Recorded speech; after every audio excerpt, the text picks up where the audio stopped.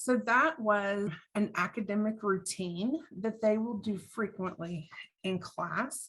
It's a finding the letter activity, and that routine has lots of visual support. We've got the board coming up, the kids are taking turns, they're getting up and moving, they're doing a great job.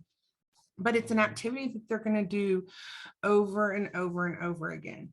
And so think about the skills that it required of Mila. It required her to pay attention. It required her to use her fine motor skills when she got up to the board. She had to use her visual recognition, which is a strength for kids with Down syndrome. And my gut tells me that Mila knows what an eye looks like. And so I'm not sure if she got up to the board and got excited with that expo marker, or she was struggling to control it, or she didn't understand what was being asked of her. But there's a lot going on for Mila, right? In just that one tiny little lesson. So in collaboration with Mr. Accord, we talked about Mila's student summary, and we talked about her need for repeated exposure. And this lesson is one he's going to be doing regularly and adding new letters to this academic routine. We talked about the need for multisensory components, the practicing with her fine motor skills, and also for Mila, how do we take that auditory information and make it concrete, right? When we say something, it happens quick and it's gone.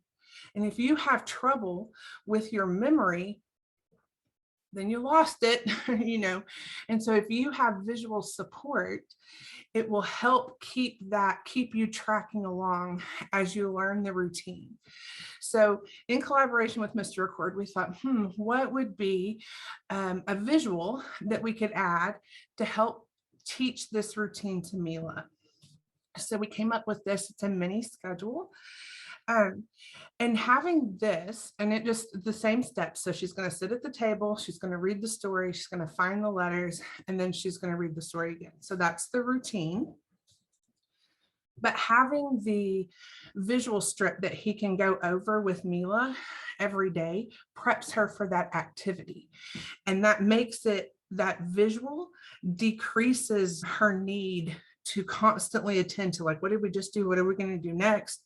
All of those memory demands, and makes it right there where she can refer back to it, like, what are we doing next?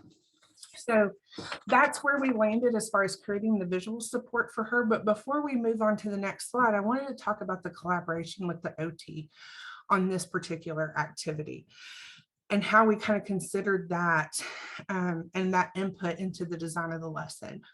So in looking at the scores, one of the things that the OT suggested was that graded support. So you'll see down below some finger painting as a good option for Mila to find the eye.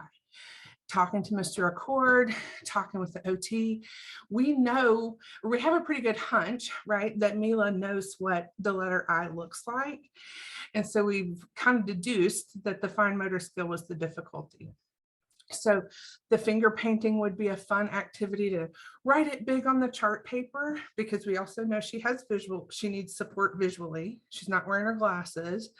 So, but being able to go up to where the words are blown up and finger paint on the eye would be a great option, excuse me, to support her fine motor skills. And then maybe moving to a dauber, maybe switching it up. Mr. Accord, I think you'll see in one of the clips, uses a magnifying glass to find the letter, which is a super fun, engaging activity, but all working up to the highlighter or the pencil, which is what the gen ed activity looks like. So if you walked in on this lesson in a regular kindergarten classroom, find the letter they've got the story and they're using a highlighter to identify the eyes.